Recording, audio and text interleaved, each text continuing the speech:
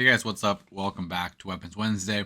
In today's Weapons Wednesday, we're actually going to be discussing um, some of the new gun laws and some of the approaches that are being taken when it comes to gun laws that are happening right now, really across the country. It's actually becoming quite absurd just how much legislation is being passed or even being brought up all over the country. So the first one, and really the one I'm going to focus on, is the AR or assault weapons ban, right?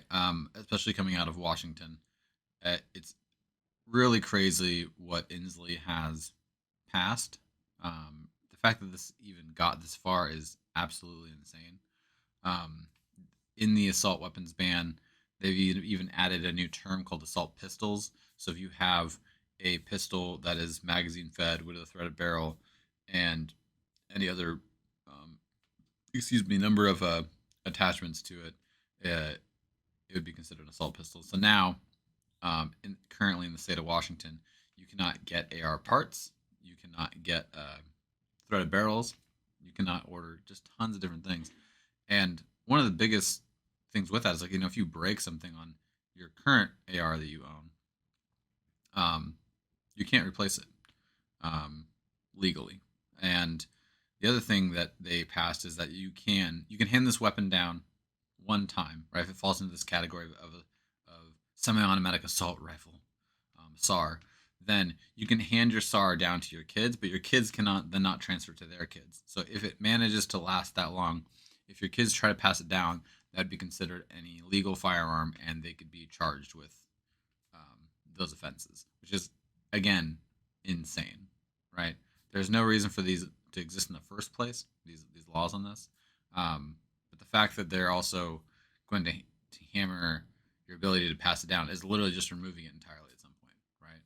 So unless obviously you move out of the state. Um, Another thing to look at is, again, this whole term like assault pistol, which, if we um, look at in depth, again, it sets a really bad precedence for everything moving forward. Even if we're just going to take a step back really quick. So let's look at just kind of what's gone on. Just if we look at the stuff from today, I mean, you can see the Supreme Court refuses to block the assault weapons ban in Illinois. Uh, there that was kind of a really big kind of case for everybody, realistically, um, because this is going to also set some precedents for things moving forward and how things happen here in Washington and with other types of bans and stuff for here and other states. So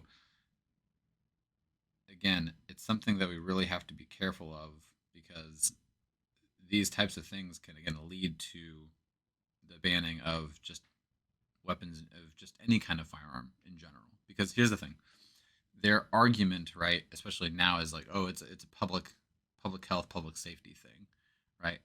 When in reality, right, if we look at the amount of deaths happening per year, right, the amount of the fire, especially if we're just even if we just look at firearm deaths, right, the majority of those are happening with handguns, not with rifles of any kind, right?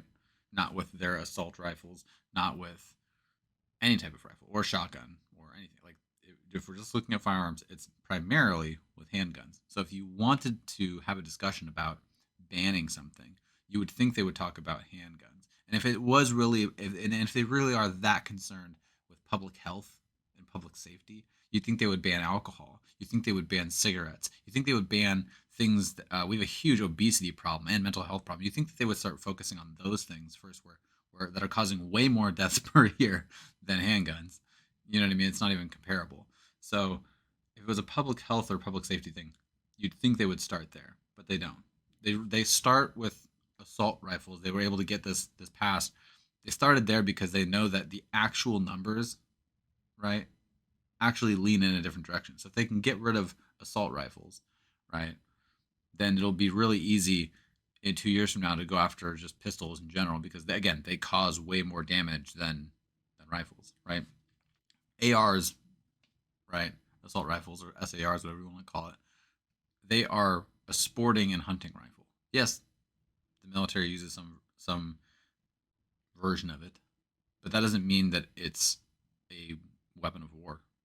It's designed as a sporting and hunting rifle. Pistols, on the other hand, are actually designed as a defensive weapon for like personal defense and personal use on that level. You don't hunt with a pistol, right? Most people don't, So it would make more sense to go after that than it does to go after any rifle, just period, right? Pistols are more concealable. They can hold just as many rounds as any rifle. If you get if you get a large enough magazine, like it just doesn't make any sense. Not that I'm saying that anything should be banned, because I don't think that anything should. Because again, there's already so many weapons in the country that you're not going to be able to get rid of them. So like even if and the other thing is even if we even if we could pass a law and magically all of the weapons everywhere just disappeared, right? We still have a mental illness problem, right? There are still people that are going to go out there and want to do harm to lots of people at once. These like mass shootings or whatever the case is. What do you think is going to happen with those people, right? What's the next best solution if someone was looking for one, right? If someone wanted to kill a bunch of people all at once, for example, right? If they wanted to go on a mass shooting but guns weren't available anymore, what would they do?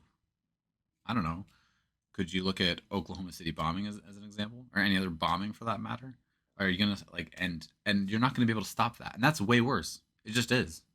Like bombings are way worse than shootings, right? And what happens if we ever have a rise in those? What they're gonna start banning household appliances and household goods because that's how they're made. And it's not something you can stop, right? Again, it's just one thing after the other. There is no end to it. What we need to work on is mental illness in our country, and we need to come to terms with the fact that there are already an uncountable amount of firearms in this country because that's just it's what we have. It's what we have to work with, right? And so we're not going to be able to get rid of all of them. So how do we make sure that people are safe, right? Training is number one, a huge deal, right? I firmly believe like I'm for some extra maybe regulation in that sense. Maybe when you go to buy a firearm, you have to take a class. So and per that firearm, right? So if I bought a handgun or a rifle or a shotgun or whatever the case is, I should I think take a class with a professional on that particular firearm or that kind of firearm, so I know how to properly clear malfunctions, misfires, things like that, so I can make sure that I'm actually fully safe when it comes to the firearm itself, right?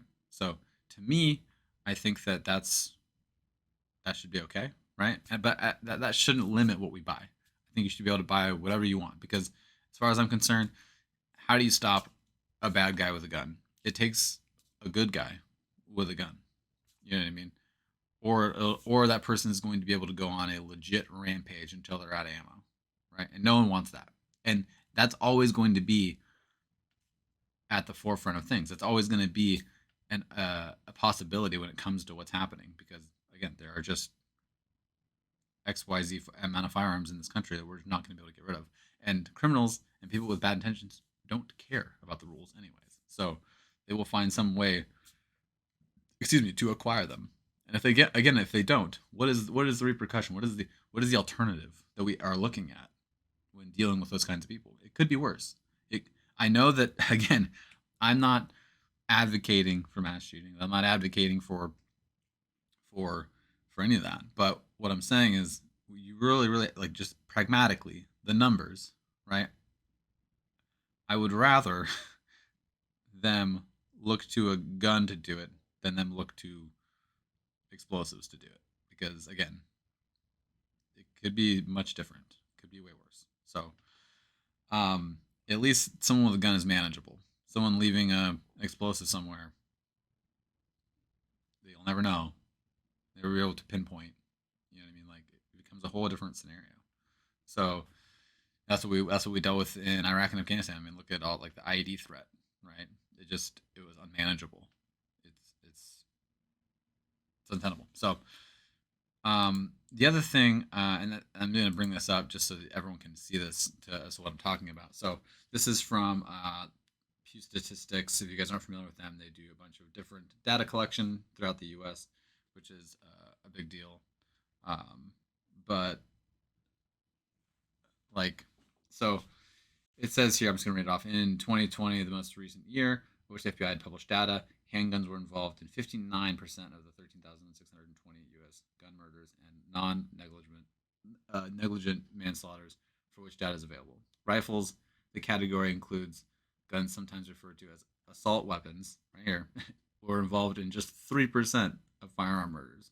Shotguns were involved in 1%, and the remainder of homicides and non-negligent manslaughter was 36% involved. Other kinds of firearms or those classified as not, or sorry, type not stated. So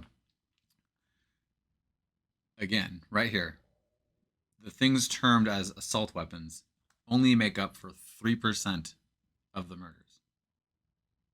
So why are they the target of gun legislation? Right? Because they know that it's not about gun legislation, it's about control. That's all it has to do with. All this has to do with is control. And how they keep it is by disarming citizens. Because again, once these are gone, right, all you're going to have is handguns. And handguns, you're not going to be able to stand up to, the things you may need that we may need to stand up to in the future. Like again, the Second Amendment is there to again give us the ability to fight back against a tyrannical government. If all we're stuck with is handguns or less, if they get again, because once, don't get me wrong, once they get this through, if they get this through, if they get assault weapons banned, right, the next thing will be pistols. I promise you. And after pistols, they'll be like, well, you don't really need bolt actions either. Like it's never gonna stop.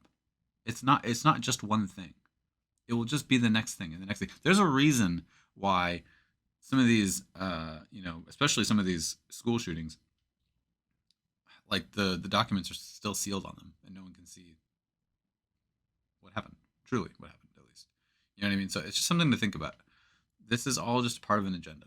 It's all just something that, like, it's something that has to be considered at every level. It's something that we can't take for granted, because the moment we let up, the moment we back down, the moment we give them even an inch, they're gonna take a mile, right? And the ARs is the inch, and the pistols will be the mile. You know what I mean? So again, we really have to pay attention to this, and people need to call their congressmen and women. They need to talk to everyone they can at the upper echelon. And what's funny is, like, I'm saying this and I'm not even sure that I agree. If someone were to say, oh, it doesn't matter because they don't care, I couldn't even argue it, because I feel like much more could have been done up until this point and it hasn't.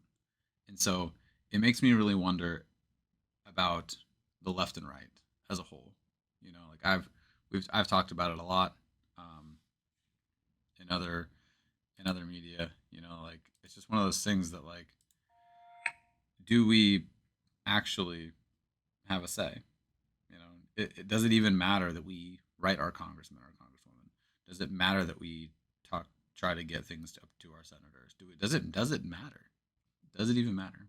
Because I'm starting to believe that I've always thought that the left and right, neither the left or the right, have our best interest in mind. But I think this is kind of one of those things where it's like it's pretty clear, like no one's sticking up for us anymore.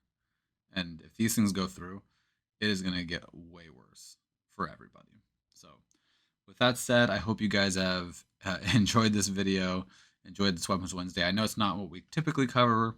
We typically stick to covering some sort of firearm, but I thought this was super important to look at and talk about briefly. So, with that said, I will let you guys go. I will see you guys for Frag Out Friday. Have an awesome rest of your week. I'll see you guys next week. And next week we will definitely have the Thinking Out Loud podcast for you. So I will catch you guys then. Take care. See you soon. Stay safe. And as always, stay loose, battle on. And if you bitch in your heart,